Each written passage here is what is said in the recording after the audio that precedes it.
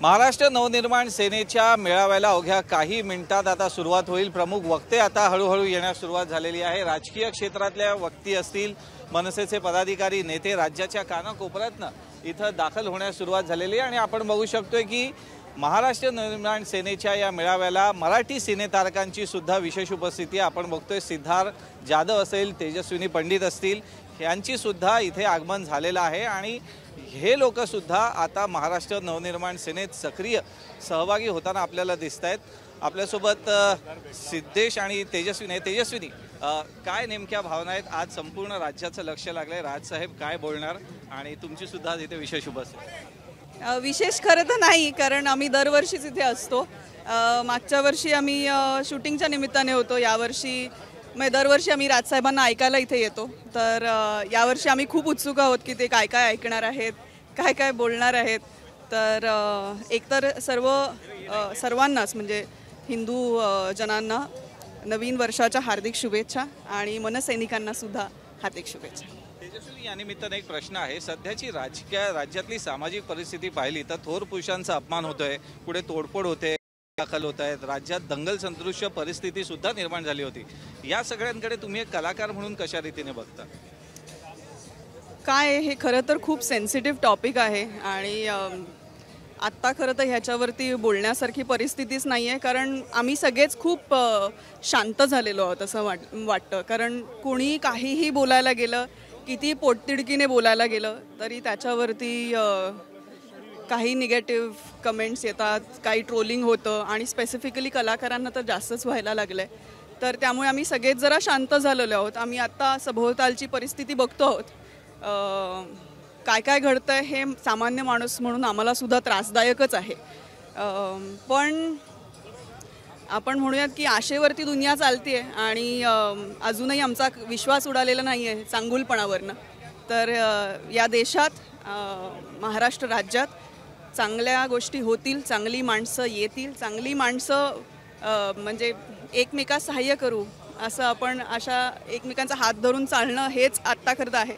आणि जातीपातीबद्दल बोलण्यात खरं तर मी बोलूच शकत नाही, कारण माझ्या घरात मला कधीच ते शिकवलं गेलं नाही आणि ज्यांनी भोगलं आहे त्यांच्याविषयी मी बोलण्याचं काही कारणच नाही, कारण त्यांनी ते भोगलं आहे। त्यामुळे मी त्यांच्याविषयी काय बोलू? त्यांना मला खरं तर खूप मनापासून असं वाटतं की ह्याच्या पलीकडे आपण गेलो पाहिजे।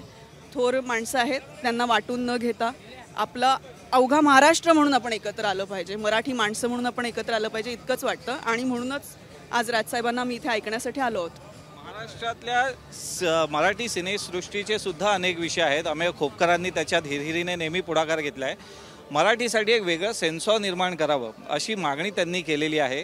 तुम्ही स्वतः या क्षेत्राशी निगडीत आहात, दिग्दर्शनात सुद्धा तुमचा सहभाग आहे। तुम्ही कशा रीतीने बघता, खरोखर महाराष्ट्राला वेगळ्या मराठी सेन्सॉर बोर्डाची गरज आहे का?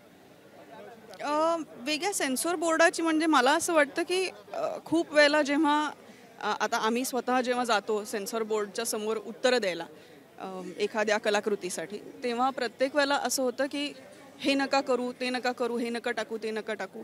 मागच्या वेळेला काही वेळेला आम्हाला असा अनुभव आलेला आहे की त्यांनी सेन्सॉर बोर्डकडनं, आता ते त्यांच्या जागी कदाचित योग्य असतील कारण त्यांना ती बाजू जपायची आहे, आणि पण ते म्हणतात की आत्ता आपण हे दाखवू शकत नाही, ते दाखवू शकत नाही। मग कुठल्याच गोष्टीवरती जर का आपण बोलूच शकणार नसू तर आपण जे म्हणतो डेमोक्रॅटिक कंट्री, तर त्याला काही अर्थ उरणार नाही असं मला वाटतं। तर जर का समजूतदारपणे मेकर्सनी सुद्धा सिनेमे केले आणि बोलण्याचा अधिकार, म्हणजे आता आम्ही जेव्हा म्हणतो की आपण त्याच्यामध्ये 2 नंबरचा धंदा म्हणू शकत नाही, तर 2 नंबरचा धंदा का म्हणू शकत नाही?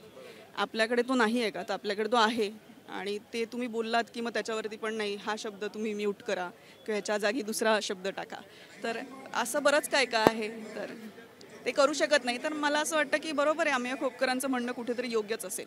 नक्कीच आपण पुढच्या पिढीला काय देतोय हे सुद्धा आज आहे, आणि राज ठाकरे या संदर्भात काय बोलतायत हे सुद्धा तितकंच नक्कीच आम्ही खूप आशा लावून आहोत। साहेबांचं बोलणं नेहमीच आम्हाला खूप इन्स्पायर करतं आणि आम्हाला अभिमान आहे की आम्ही राजसाहेबांना फॉलो करतो आणि ते आमचे काय म्हणूयात आपण त्याला,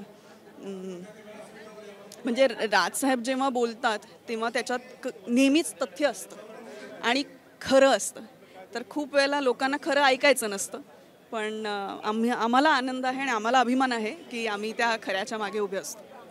तेजस्विनी जसं सांगते की कशा पद्धतीनं आज राज ठाकरे काय बोलणार याकडे तमाम राज्याचं लक्ष आहे आणि इतर सुद्धा जे मुद्दे आहेत ते महाराष्ट्र नवनिर्माण सेनेकडनं नेहमीच हिरहिरीनं पुढे घेतले जातात. एबीपी माझा, उघडा डोळे बघा नीट.